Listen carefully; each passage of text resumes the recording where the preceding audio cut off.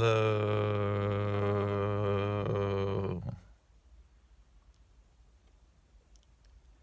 I'm a pretty unreliable narrator when it comes to this Joseph Murphy chapter. I said, I think yesterday, I finished saying that we're going to go over another fascinating technique, an illuminating technique. And the next part of chapter 6 of Practical Techniques and Mental Healings and the Power of Your Subconscious Mind is actually not really a technique. It's more like a general approach. So I was wrong about that. I apologize. Let's dive right into it. Oh, call to action. I'm Tim Grimes.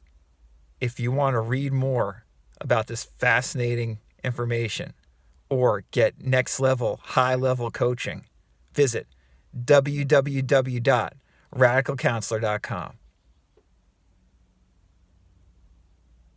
I don't think we're going to do any more call to actions at the beginning of videos.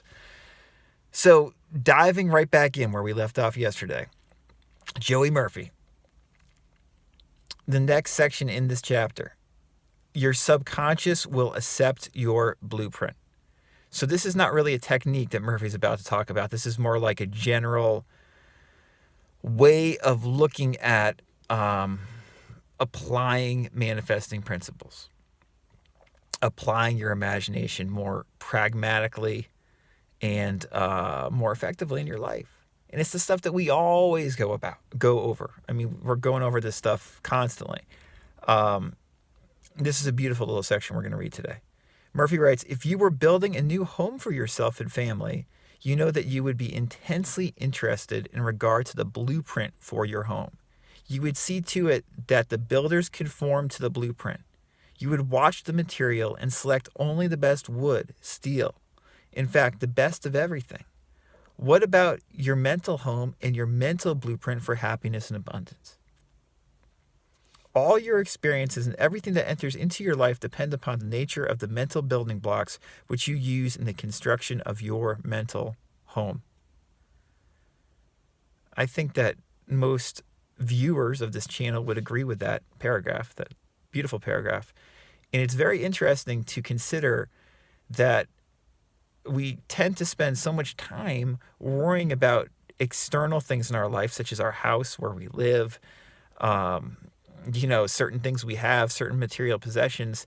We often tend to spend much more time ruminating on those things than we do about our own mental attitude. We focus on the external as opposed to the internal, even though we're familiar with these principles, even though we know these principles well and try to apply them in our life. Nonetheless, if we're being honest with ourselves, I think we'll often catch ourselves being like, wow, I spent a lot of time today thinking about this home repair I had to do, or what I wanted to put in my basement, or how I wanted to buy this thing, or, how maybe we can save up and get this thing next year. These are all external drivers, and we lose attention of the internal drivers that in a deeper way really drive our life, right? I think that should make a fair amount of sense. This also is why I suggest utilizing some kind of success indicator like W. Clement Stone talks about, and which we've made a couple of videos on. I'll put a link above to one of the recent videos I did on it, because it makes you more aware of how externally focused we are on building a blueprint of our life, and how we can, just by watching ourselves each day and being honest with ourselves, become more internally focused on having that blueprint for our life. That was only the first paragraph. We got a couple more to go, so let's get going. Murphy writes, if your blueprint is full of mental patterns of fear, worry, anxiety, or lack, and if you are despondent, doubtful, and cynical, then the texture of the mental material you are weaving into your mind will come forth as more toil, care, tension, anxiety, and limitation of all kinds. That's just so true.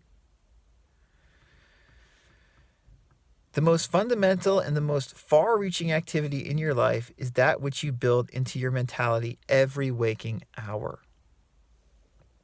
Your word is silent and invisible. Nevertheless, it is real. Another way to describe your word is your thinking is silent and invisible, but it's real. Another description we could use instead of word or thinking is your imagination is silent and invisible, but it's real. It's the real driving force behind what's going on in our life, at least in a general big picture way. Murphy says you are building your mental home all the time, and your thought and mental imagery represent your blueprint. Hour by hour, moment by moment, you can build radiant health, success, and happiness by the thoughts you think, the ideas which you harbor, the beliefs that you accept, and the scenes that you rehearse in the hidden studio of your mind. Or as Maxwell Maltz likes to say, your quiet room. This stately mansion, upon the construction of which you are perpetually engaged, is your personality, your identity in this plane, your whole life story on this earth. I'm going to read that sentence again. This stately mansion, upon the construction of which you are perpetually engaged, is your personality, your identity in this plane, your whole life story on this earth. Get a new blueprint, build silently by realizing peace, harmony, joy, and goodwill in the present moment. By dwelling upon these things and claiming them, your subconscious will accept your blueprint and bring all these things to pass. By their fruits ye shall know them. Very powerful. So much of what we talk about, a lot of what I talk about in the podcast about being present and recognizing truly the abundance that is here each moment. Murphy says, build silently by realizing peace, harmony, joy, and goodwill in the present moment. By recognizing that more and more consistently, recognizing it throughout your day, by doing that, we start building a better blueprint for ourselves. We start feeling better. This is deep stuff. This is not a technique today. In a way, I don't know why this is in this chapter, because this is a big picture technique if we want to look at it as a technique. The technique part is realizing that you are constantly constructing your life. You are perpetually engaged. And, how you construct your life, how you are consistently engaging yourself in your thoughts and your imagination, that's your personality. That's forming your life. And you can form a new life if you're unhappy with the current life that you see yourself having.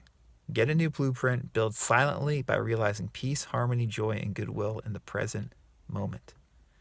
If you're confused as to what that means, you can listen to my podcast and you can, just meditate on this advice that Murphy just gave you. And obviously there's plenty of books that talk about this in slightly different ways, but are saying the same thing. Powerful, powerful advice.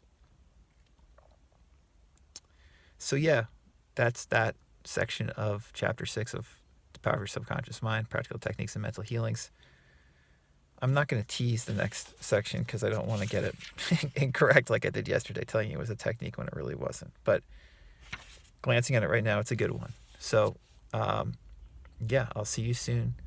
And just remember, dwelling upon the things you want, claiming them, those high ideals like peace, harmony, joy, goodwill, your subconscious begins to accept them as your blueprint. And then it brings them to pass. That's the power of so much of this information. If you have questions, feel free to contact me. I'm available for coaching and counseling. I've written several books. www.radicalcounselor.com. Have a good one. Bye.